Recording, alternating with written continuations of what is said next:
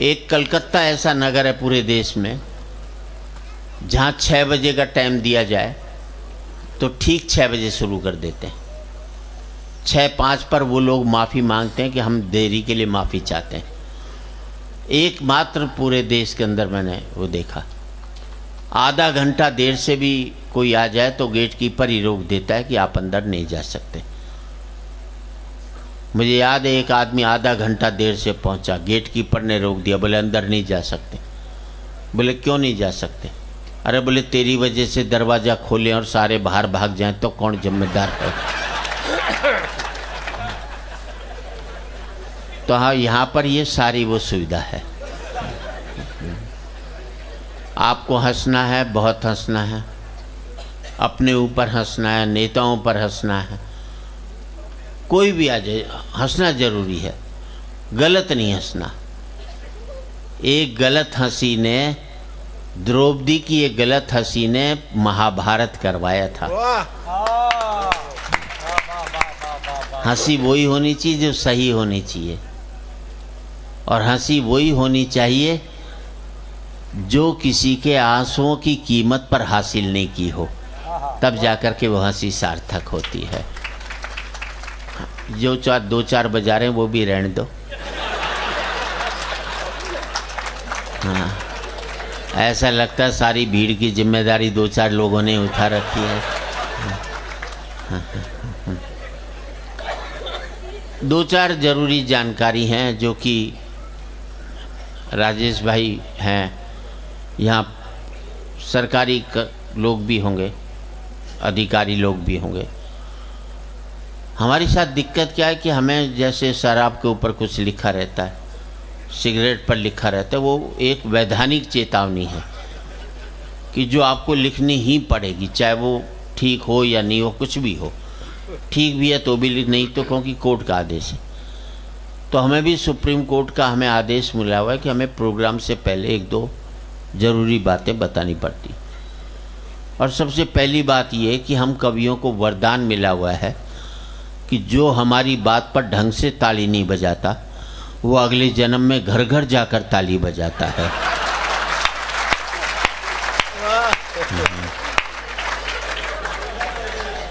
तो इसलिए हम पहले से ही बता देते हैं कि हमारा कहा नहीं है, सुप्रीम कोर्ट ने कहा है कि आपको ये बोलना पड़ेगा। कहीं बाद में ऊपर जाओ और ताली बजानी पड़े अगले जन्म में, आप कहोगे जी आपने बताया क्यों नहीं था, तो वो एक जरूरी जानकारी होती है। दूसरी बात यह है कि जो पति अपनी पत्नी के साथ बैठा है वो ये सोच करके बैठे कि वो साथ में नहीं है, तो तनाव मुक्त हंसी हो सकती है उसकी, सीधी सी बात ये। और एक आपसे और प्रार्थना करूंगा, अपने मोबाइल्स को पति मोड पर डाल लें, साइलेंट वाला जो भी होता है, क्योंकि पति साइलेंट ही रहता है घर के अंदर, तो उसे मोड पर डाल लें। और जिसका साइलेंट नहीं होता हो, गुर्राता रहता, उसे वाइब्रेशन मोड पर डाल लो बस।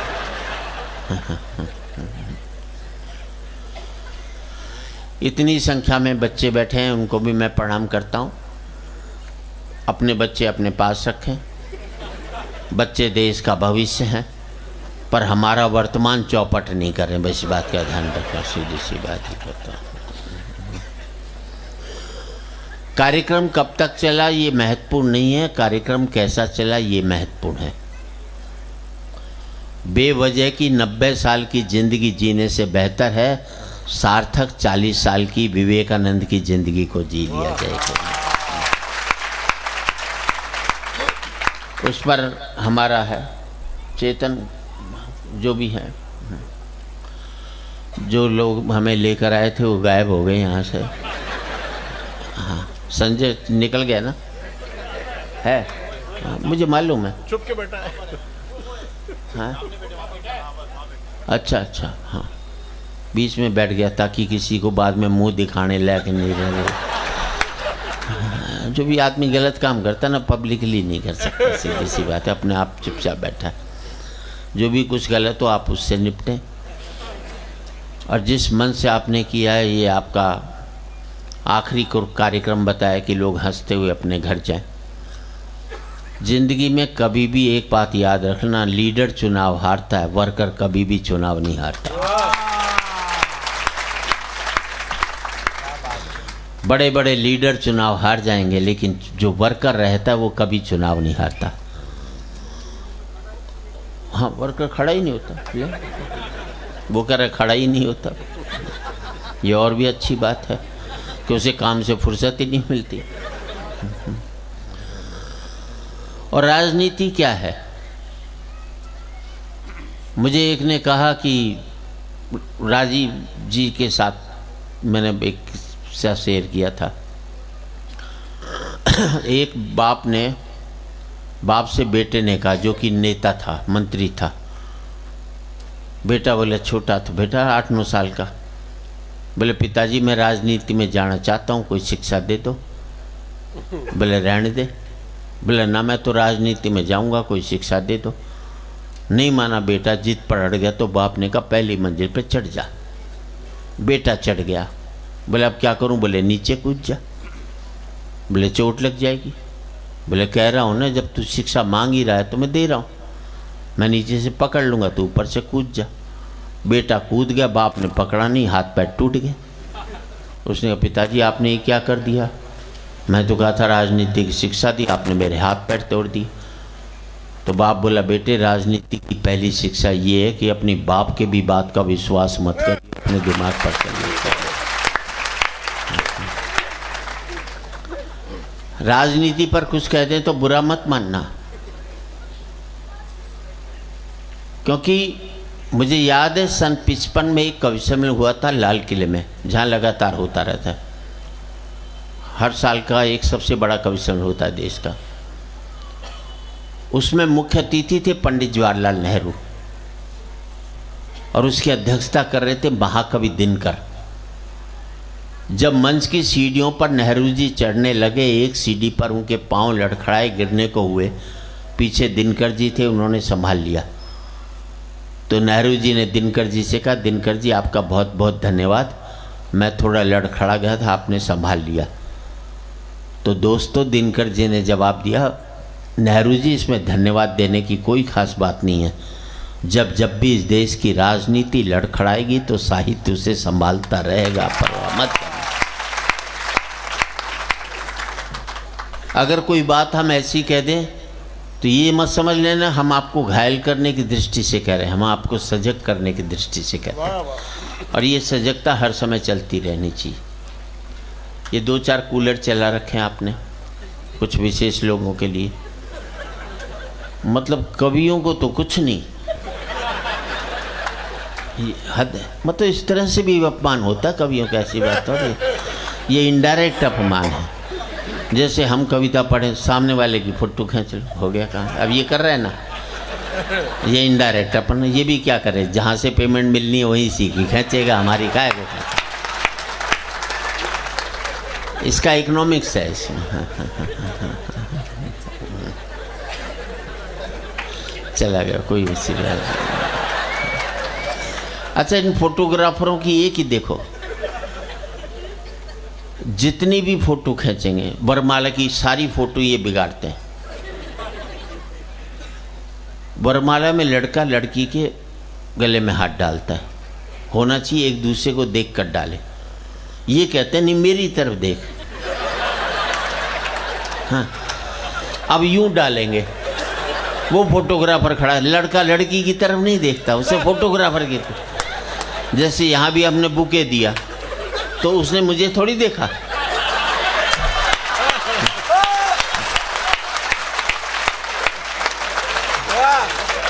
उसने भी फोटोग्राफर को देखा, मैंने भी देखा ना, मैंने ये देखा कि कौन दे रहा है।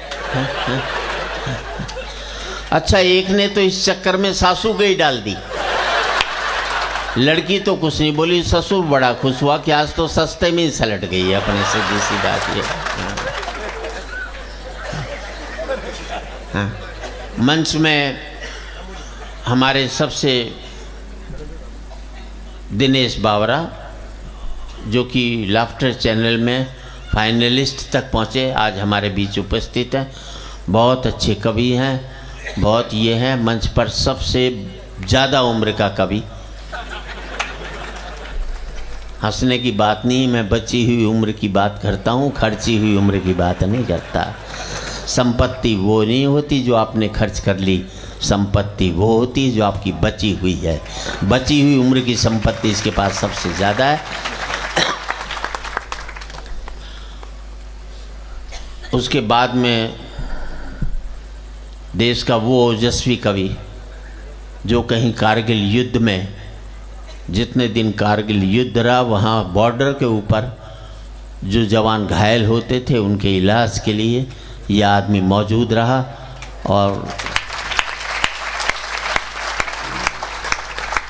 बहुत बड़े डॉक्टर हैं और एक हॉस्पिटल में डायरेक्टर जनरल हैं आपके बड़ौदा के एक हॉस्पिटल में, जो कि बहुत एक समाज सेवा का काम करता है। हम उनका अभिवादन करते हैं। और देश में वीर रस का कवि इससे बेहतर कोई भी नहीं होगा, मैं समझता हूँ कि आज की तारीख में ये बेहतर है। कद देख लो आप इनका, वैसे लंबे कद वालों ने कोई ज़्यादा तीर नहीं मार लिए। मुझे याद है एक लंबे कद वाला सब्जी वाले के पास गया, बोले नींबू क्या भाव दिए? उसने कहा बैठ कर देख संतरे हैं।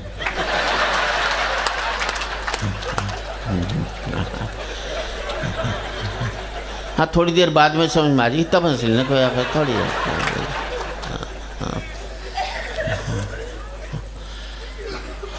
उसके बाद देश का वो कवि, मैं समझता हूँ एकमात्र मंच पर ऐसा कवि है जिसका नाम Guinness book of world record में दर्ज है, आज करण अटल।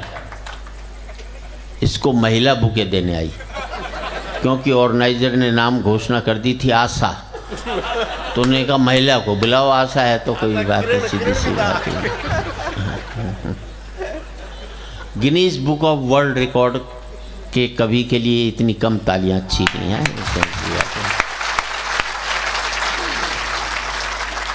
Guinness book of world record में ये इसलिए आए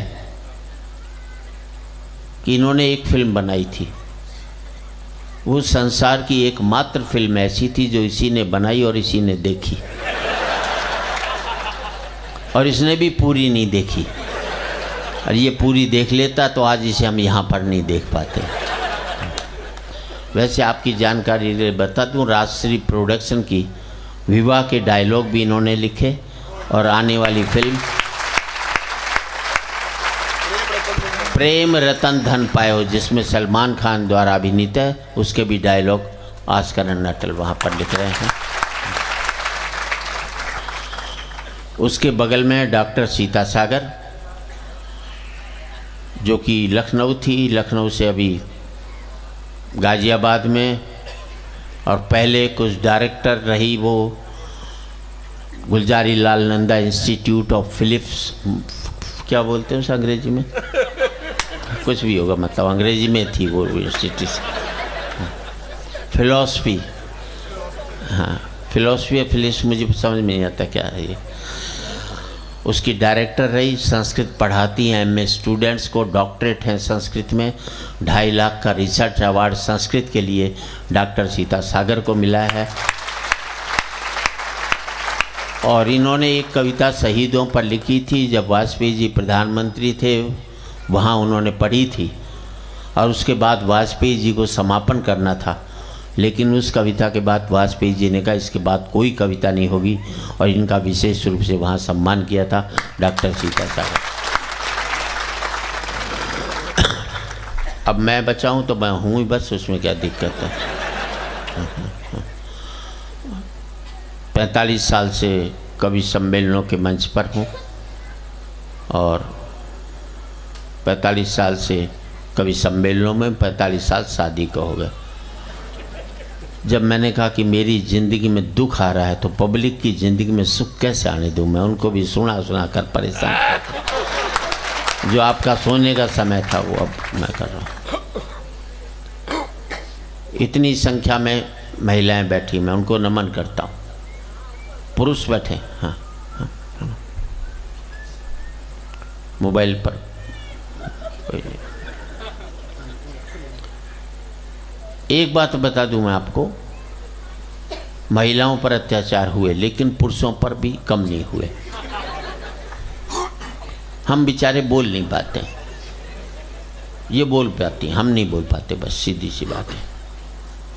पति कह लो, बेचारा कह लो, ये पर्यायवाची शब्द है।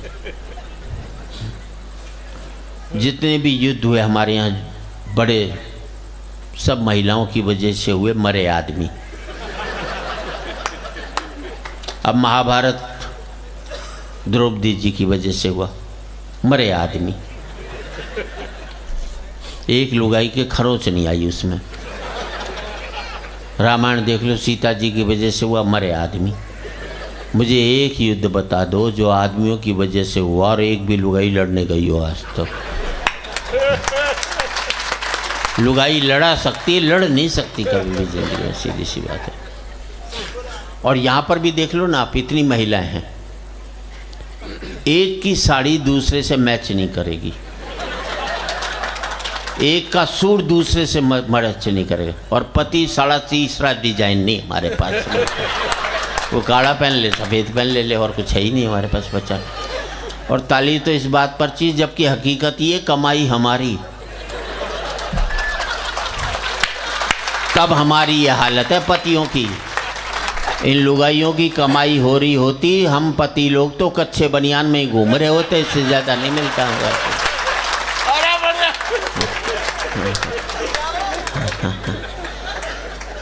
तो ये एक मस्त है। लीजिए, इस कवि सम्मेलन की हम शानदार शुरुआत करते हैं। माँ सरस्वती को नमन करता हूँ, विद्यादायिनी को नमन करता हूँ, और यही कहना चाहता हूँ, हम लोगों की कविताएं गंदगी पर लिखी जाएं, लेकिन लेखनी से गंदगी कभी भी नहीं निकले। इसी कामना के साथ मैं चाहूँगा एक शानदार हास्य में शुरुआत